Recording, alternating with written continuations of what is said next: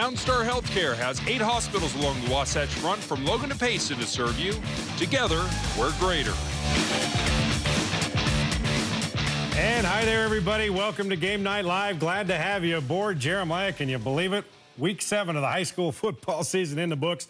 The push for the region titles taking shape now. Yeah, it is flying by fast. One of the best region races is taking place down south. Region 9 is always deep and competitive. This year's no different. A big game Friday night between Cedar and Snow Canyon. It was a wild one that went to not 1, not 2, but 3 overtimes. Snow Canyon finds the end zone first. Austin Staley to Jace Mendenhall, 27 yards. Cedar answers, remember this name, Trenton Maurer. He had a monster game. This was the start of it. 80 yards for the touchdown. Snow Canyon keeps firing. Staley to Brooks Sampson, who makes a great catch. And speaking of great catches, Cedar's Tavian Brown has one even better. Backwards Superman for the catch. I got to see it 3 times. That sets up a touchdown. This game goes to overtime. As Cedar makes his field goal, it's over.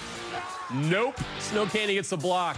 This one goes 3 overtimes before Cedar finally comes away with the win. Trenton Maurer with the game winner. I remember that name. He had 227 yards rushing, 3 touchdowns, also a pick 6. Cedar's 3-1 in Region 9. All right, we have another overtime. Woods Cross Bountiful. Woods Cross coming in 4-1. Braves looking for the upset here. Brig Willard. Right up the middle for the 1-yard touchdown. Bountiful takes a 7-0 lead. Second quarter, Wildcats come right back. Ashton Fornelius into traffic, but Frankie Jacobson makes the great catch, and we're tied. So we go to overtime. Woods Cross will get a field goal. It's Bountiful's turn. Brig Willard. The cut right there, and another one. He's in for the touchdown, the walk-off score, giving the Braves the upset win over Woods Cross in OT. All right, Region 4, Bingham been nothing short of dominant this year, undefeated with 2 shutouts and a 48-17 win over East on its resume. Now, Lone Peak has won 4 straight since their Week 2 loss to Dixie by an average of 24 points a game. Could they challenge Bingham? Rematch of last year's 5A state championship game. First quarter, Miners defense set the tone. Brock Jones throwing deep, but Tanner Merrill is there. He's got the pick. Is he going to go all the way? Yes, he is. Touchdown Bingham. Miners up 7-0. Later in the first, 4th and goal for the Knights. Miners stuff the Knights and keep them scoreless. Jones back to pass. Met hard by David Latu. Back to pass again. Seleka Ata. He brings the pain. The Knights offense could do nothing all night. The Miners didn't even need theirs. Jones picked again by Junior Fanua. 4 interceptions for the Miners defense while they win their 24th straight regular season game, 28-20. Timpview and Alta. Timpview's Amoni Tua busting a couple of tackles. There he goes, touchdown. 10-0 T-Birds, but Alta comes back. Will Dana going up top, and he's got Zach Engstrom. 59-yarder, it's 10-7. But back comes Timpview. Jake Biggs to Tim Van Leeuwen. Yeah, another Van Leeuwen at Timpview. Down at the 1, T-View looking to finish it off, but Alta comes up with the pick. London Rockwood, huge stop. Timpview D would return the favor soon after. Alta in the red zone, picked off by Tavita Facchetti. Third quarter, Dana bounces back. Nice toss to Engstrom, his second TD of the game. Alta has a 17-13 lead. However, Timpview would get 2 field goals in the 4th quarter to edge Alta for an impressive region win. Syracuse shut out last week, hoping to get right against Fremont. Titans quarterback Ty Metcalf. Gonna air this one out. Scott Davies, are you there? Got it. Gonna have a big chunky yardage. That helped Syracuse get on the board first. Metcalf, he was on fire. Davies open again. This time, it's a touchdown. Second quarter, Ty Metcalf, play fake to Ty Burke, and Burke, he's open. All he's got is Green in front of him. 68-yard touchdown. Later, Metcalf on 4th down. Burke. This time he's covered. But man, it's a great leaping catch. For the second tie to tie TD, Syracuse taking a 28-0 lead into halftime. Did not look back. They win at 28-14. Weber, now the only undefeated team in Region 1 play. All right, last night our Game Night Live crew was at Brighton. The Bengals taking on undefeated Corner Canyon. Now, Brighton had lost 2 in a row, but Corner Canyon, they proved why they are the top-ranked team in 5A, and you got to watch it live on our KSL TV app. All right, play hard, hit hard, and do it right. Coaches, you got your sidelines. Good luck tonight. Should be a great night for football. First and goal from the 2. The handoff. Touchdown, Corner Canyon. Ty Gonzalez puts the Chargers out in front. Another quick hitter. Ball's on the ground. Let's see who makes the recovery. Corner Canyon says they've got it. First and goal at the 1, and again, that is Ty Gonzalez going across for his second touchdown of the night. Wilson going to the end zone. This time he's got his receiver. It is a touchdown, 34 yards. Zach Wilson to his favorite target, Colton Lawson. Third down and 10 at the 44. Quarterback draw for Wilson. Zach Wilson splits 2 defenders. Zach Wilson's going to have a 44-yard touchdown on the quarterback keeper. So at the end of the first quarter, it's all Corner Canyon. Chargers 28, Brighton nothing. Third down and 7. Here comes a pressure. Unloaded touchdown. Zach Wilson to Peyton Richards. Third down and 10 at the 22. Hagan's going to tuck and run. And he fumbles the football. Brighton has it. It's picked up. And this could go for a touchdown. Oh, it's going to go for a touchdown. Salua Messina. 75 yards. Touchdown. Brighton finally on the board to give this crowd something to cheer about. Zach Wilson back in after tweaking his knee. He's going to throw. He's going to go to the end zone. He's got a receiver. Caught. Touchdown, Mitchell. 19 yards. Wilson to Mitchell. End of the third quarter. Still Corner Canyon. Commanding lead, 45-6 over Brighton. Ball at the 3-yard line. Hagan in the gun. Gonzalez untouched for the touchdown. Ty Gonzalez's third TD of the night. Zettler guns it across. It's going to be a touchdown. Touchdown, Alex Zettler to Hall, Ivona Hall. That will do it. Corner Canyon comes in and makes another statement. They get the win over Brighton, 52-13. Does it just feel like your confidence is sky high and that you guys can do really anything you want? That's kind of how it feels, and that's kind of how it should be. I mean, we gotta come out hard, and coming out hard is just proving that we're the best in the field. Can you guys be stopped? Hopefully not. My answer would be hopefully not. No, you know what? I hope we just come out here. We're just a group of boys that comes out and just has fun and plays our game. And we're just all so thankful that we're able to be out here. And that's about the end of that. Jeremiah, Corner Canyon, they're going to be tough to beat. They're the team to beat right now, in my opinion. By a long way, yeah. All right, 35. Now, that's not the number of players on South Summit's roster because they only have 34 players. 35 is the average margin of victory the Wildcats have had so far this season. In fact, the closest game they've had was an 18-point win over Park City from 3A.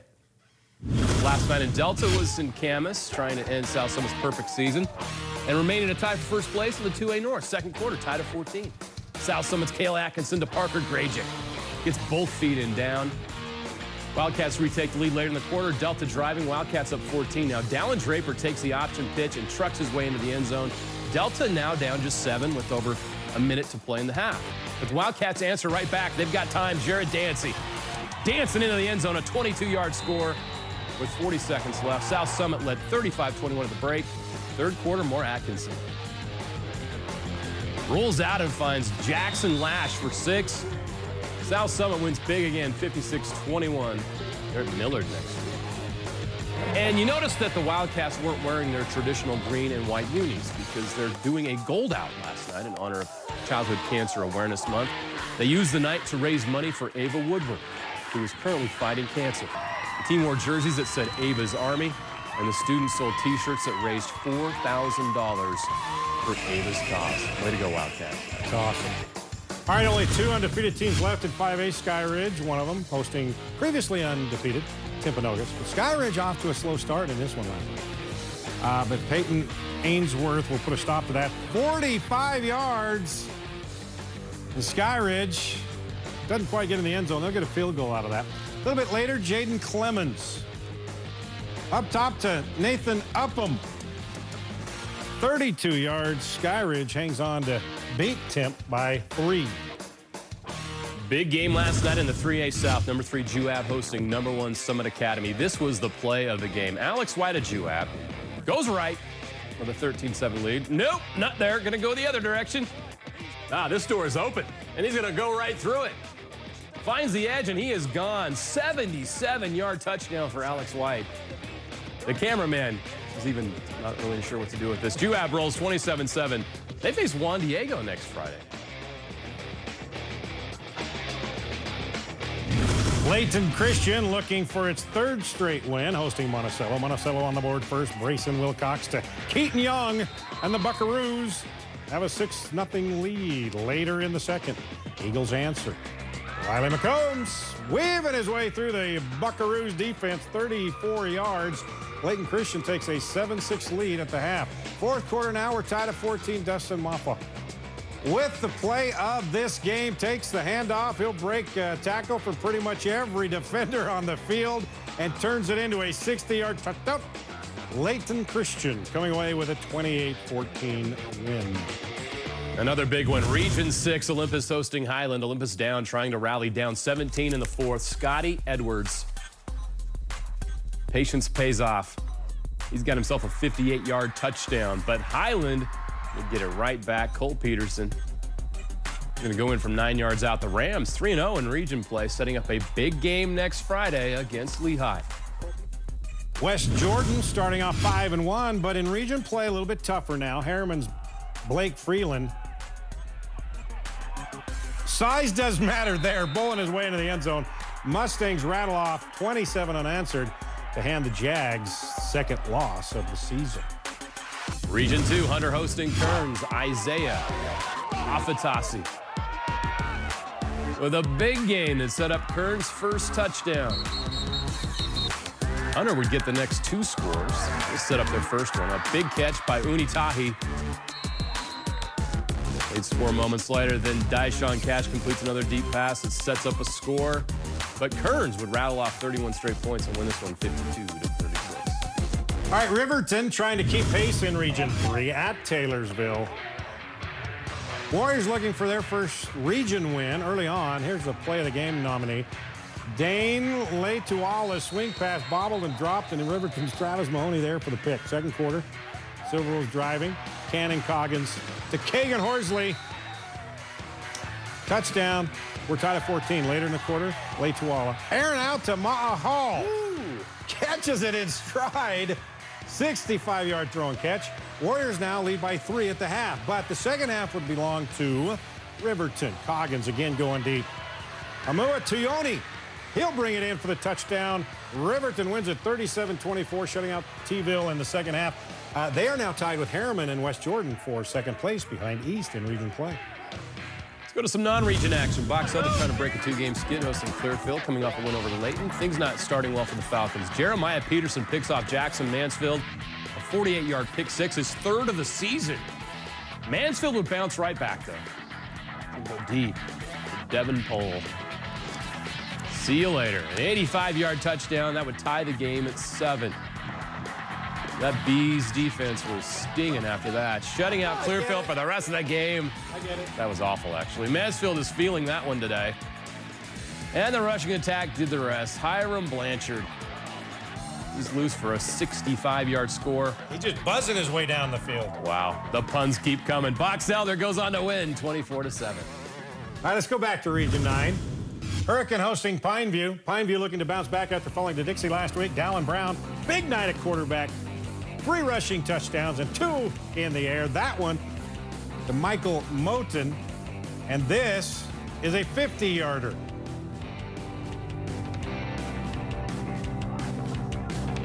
And we got one more. Gavin Bateman hauls it in, 36 yards. Pineview gets its first region win, 49-7. Staying in 4A Thursday night football, Green Canyon and Ridgeline. This Cache Valley battle belonged to Ridgeline. Brady Stewart to Porter O'Reilly. 29 yards is 21-0. Then just over a minute later, Hayden Williams picks it off. Williams has a 32-yard pick six, and Ridgeline has a 48-21 win.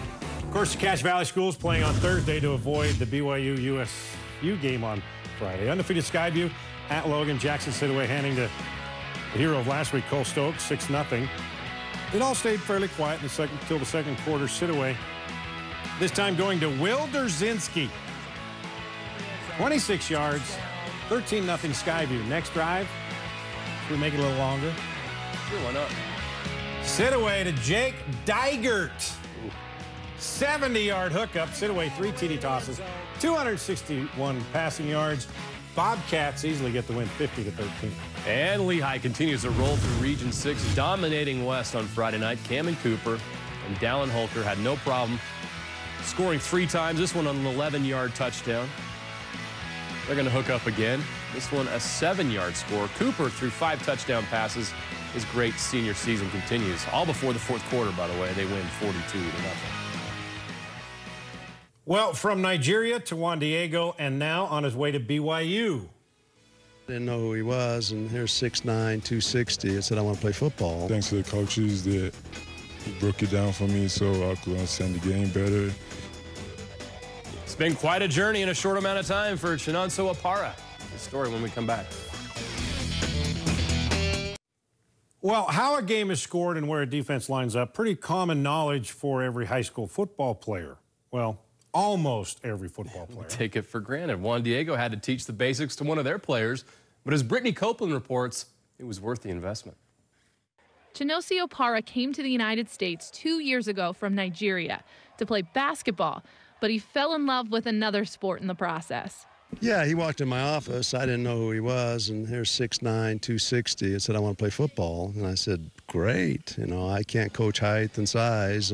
A year into his football experiment at Juan Diego, Opara has gone from the JV squad to a starting defensive lineman on the varsity team. Well, my first year was tough, but thanks to the coaches that broke it down for me so I could understand the game better, and that was helpful. The language barrier has been a bit of a challenge. They were like, what are you saying? I have to repeat myself like 3 times before you get what I'm trying to say. And he still has a lot to learn. You know, he's used to that round foot basketball, but so he absolutely nothing, still has no idea about a lot of things. His height advantage was more than enough for Utah and BYU. Both schools offered him a scholarship to play football. In the end, he decided to go with the Cougars. I mean, I had a chance to go to the BYU camp during the summer, and they got a chance to see me and see what I could do, and that was how everything got in place. Opara's family hasn't been able to see his development in person. They are still in Nigeria, where football isn't very popular. So he sends his mother video clips to make sure she can follow all the hard-hitting action. I told my mom I was going to play football, and she was like, she's not sure. I told her about the game, and she wasn't sure about the game. But, like, I mean, everything is going well right now, and she's excited. I got an offer, and that's a big relief to her, too. It's been 2 years since he's seen his family. Opara hopes he can get them out to BYU for a game next season. For Game Night Live, I'm Brittany Copeland. Opara also plays varsity basketball for the Soaring Eagles, but it's football that he'll be pursuing at the next level for BYU. What an incredible story. Yeah, and if you're BYU, it sounds familiar, doesn't it? Yeah, it does. A player from Africa that not familiar with the game of football comes along and where's he at now? NFL. Yeah. Doing all right. Yeah, good story, good journey. All right, the best of Week 7 loaded up and ready to roll. Yeah, it's the highlight reel coming up next. All right, all the best moments from this past week, all loaded up, ready to roll. It's time once again for the highlight reel.